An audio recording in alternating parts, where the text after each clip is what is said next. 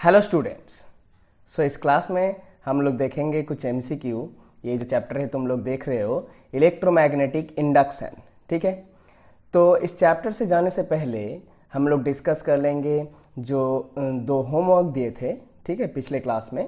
तो वो दो होमवर्क का सॉल्यूशन देख लेते हैं, ठीक है। तो हमारा फर्स्ट होमवर्क का सॉल्यूशन हो जाएगा 25 सेंटीमीटर। 25 सेंटीमीटर। कितने स्टूडेंट्स सही जवाब प्रेस किया है? I hope many students, right. So एक बार देख लेते हैं कैसे इसका सॉल्यूशन होगा। तो आंसर देख लेते हैं, ठीक है। तो क्या क्या दिया है? डाइपोल मोमेंट ऑफ मैग्नेट दिया है। Dipole moment that is capital M. So it is given 0.4 कितना है एम्पियर पर मीटर स्क्वायर, ऐसा unit I am not writing. Force acting on each pole in a uniform magnetic field of induction, this that means B is given, that is 3.2 into 10 to the power minus 5, also SI unit, and the force is given, that is 5.12 into 10 to the power minus 5, also in SI unit, ठीक है।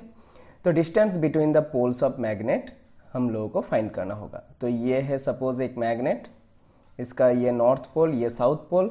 सो ये दो पोल के बीच का जो distance suppose D, that distance you have to find, ठीक है। Okay, so first of all ये जो फोर्स है, ये फोर्स किसका फोर्स है? Force acting on each pole, right. Force acting on each pole.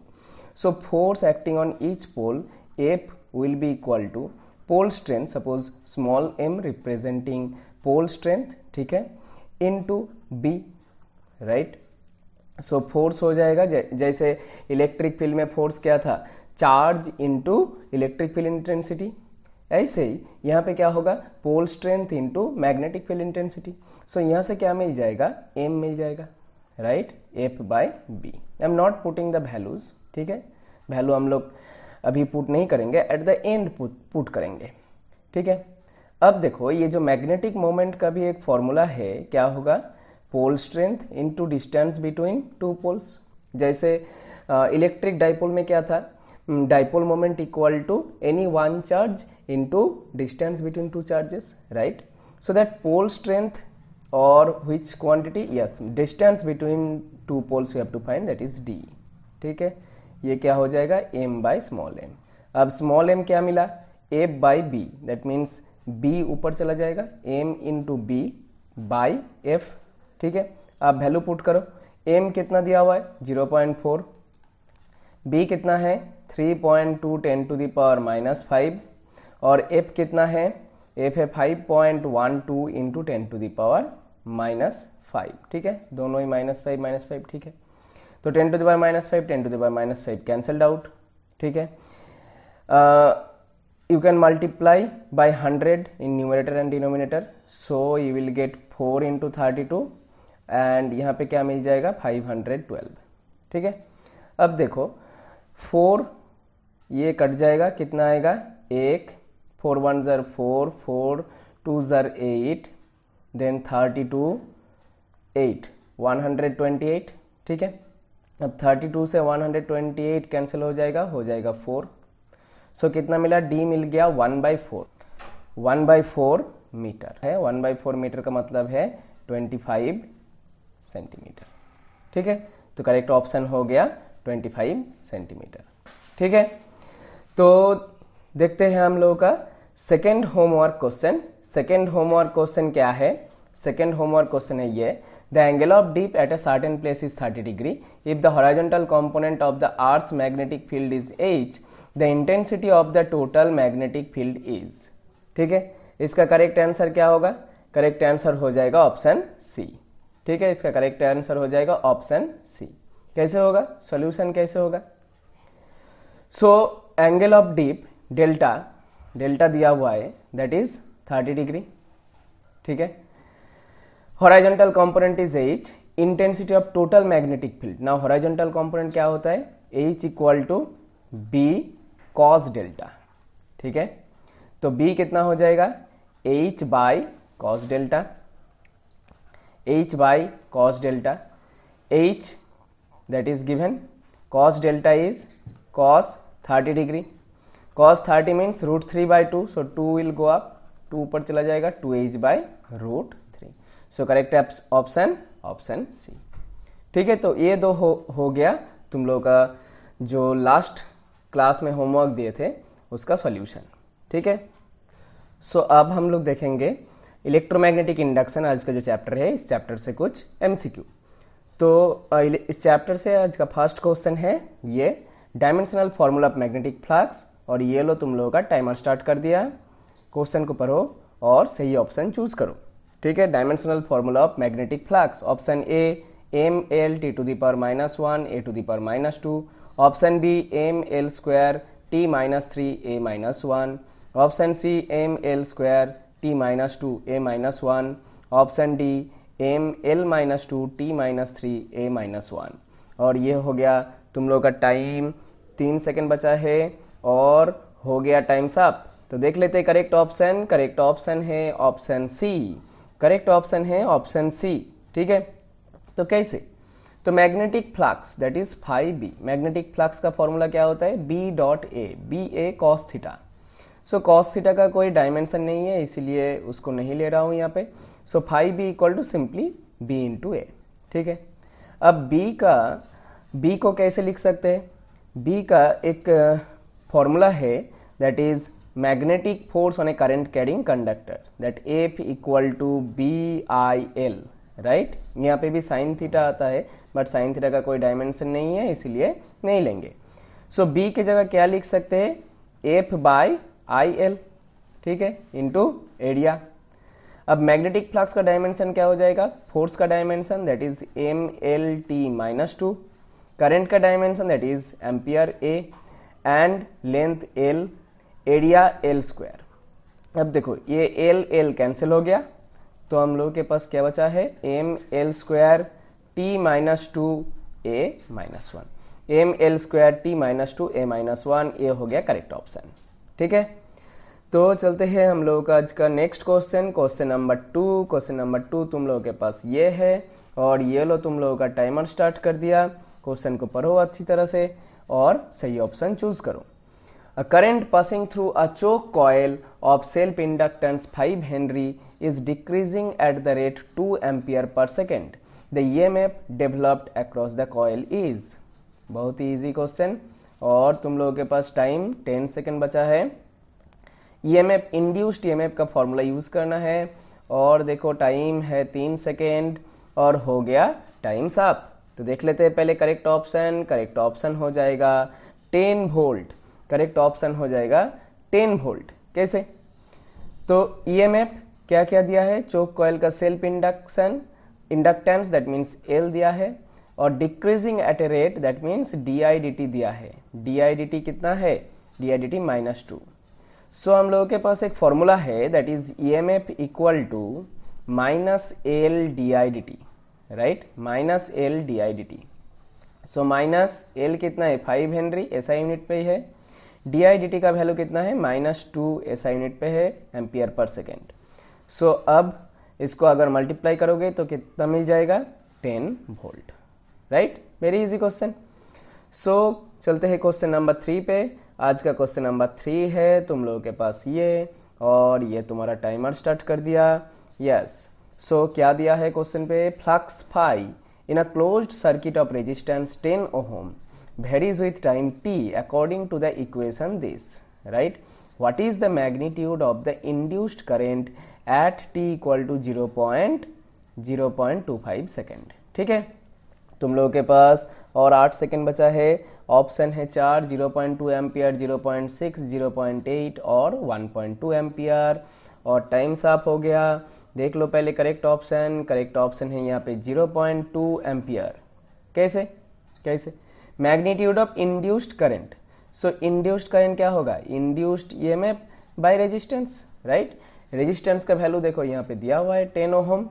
So we have to find induced EMF at time 0.25 second. So induced EMF क्या होता है? EMF equal to -dφ/dt। ठीक है, so minus को नहीं ले रहा हूँ यहाँ पे। माइनस क्यों आता है? माइनस आता है for the direction of EMF and direction of induced current. So simply dφ/dt।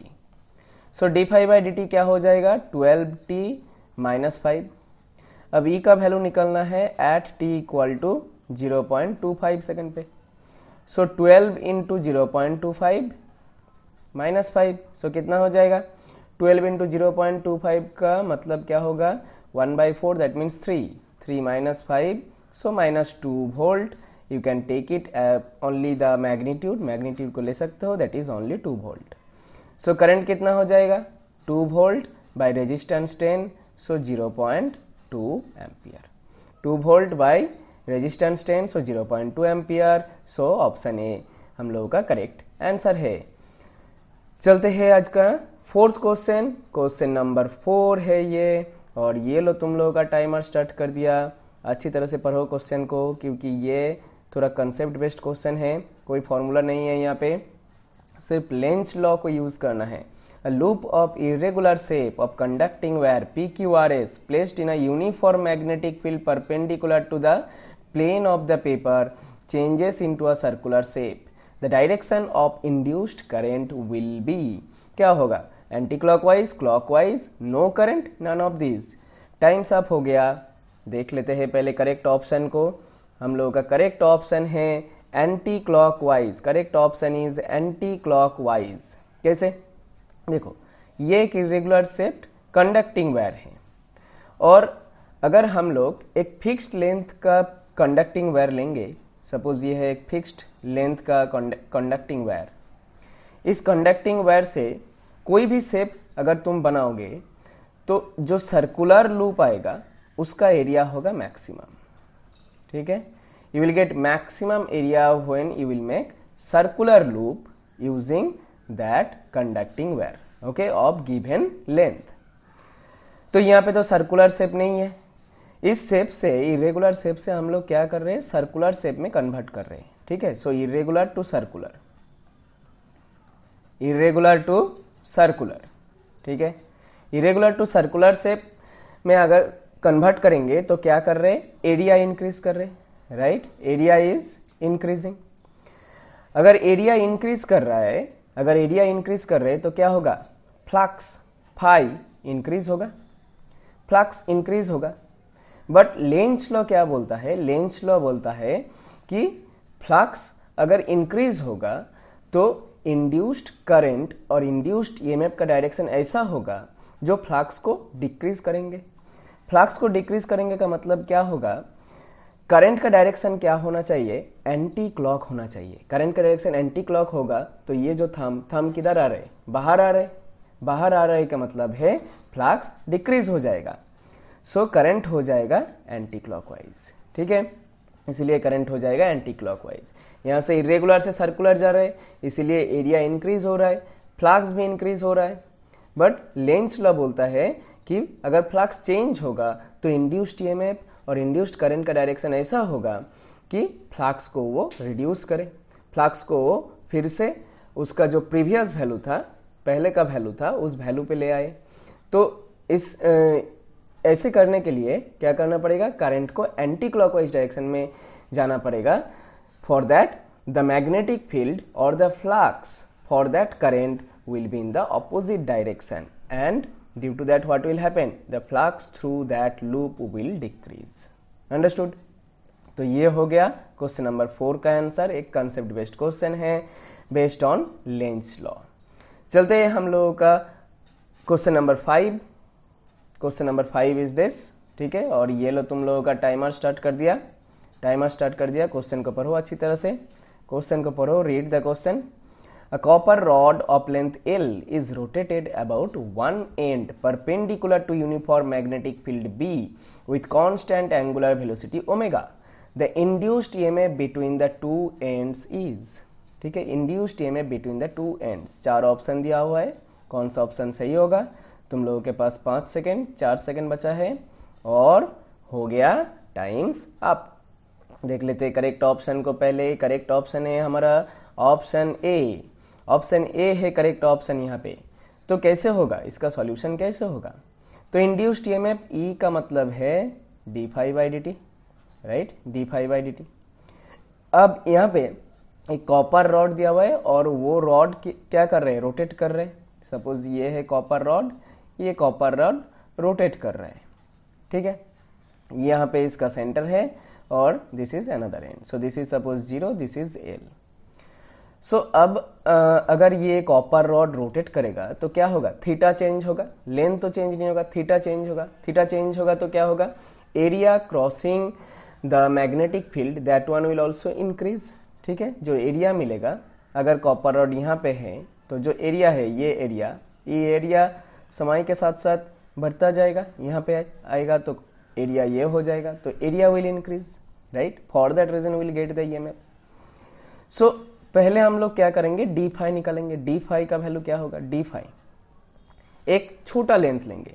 So center से एक्स डिस्टेंस दूरी पे एक छोटा लेंथ, ये एक छोटा लेंथ ले लिया, यहाँ पे छोटा लेंथ dx। dx अगर एक डी थीटा एंगल कवर करेगा तो कितना एरिया कवर होगा, तो एरिया कवर होगा यहाँ पे x D theta will be one side and dx is another side, ठीक है। तो एरिया क्या हो जाएगा, dA, suppose dA is the area and magnetic field क्या है, B is the magnetic field and dA is the area, ठीक है। तो dA का वैल्यू क्या हो जाएगा यहाँ पे, dx is one side and x D theta is the another side, ठीक है, इनटू b।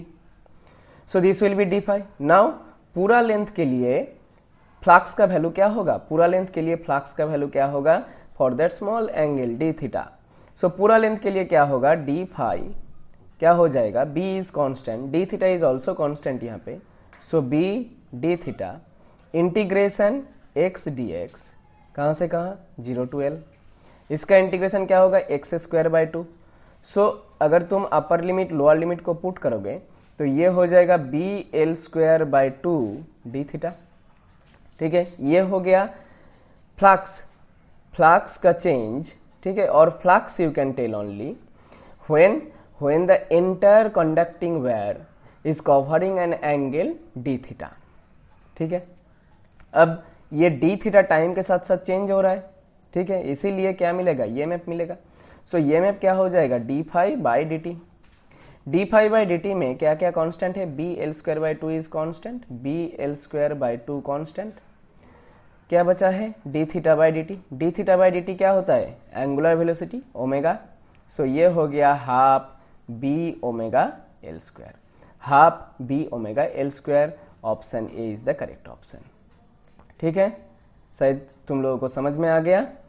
तो ये हो गया आज का 5 क्वेश्चन। ये चैप्टर है इलेक्ट्रोमैग्नेटिक इंडक्शन। इसके बाद तुम लोगों को एज यूजुअल 2 होमवर्क मिलेगा। 2 होमवर्क क्या क्या है, फर्स्ट होमवर्क है ये, electric current flowing in a coil of self induction, inductance 2 millihenry is increased from this to this in 2 millisecond, induced EMF in the coil is, ठीक है।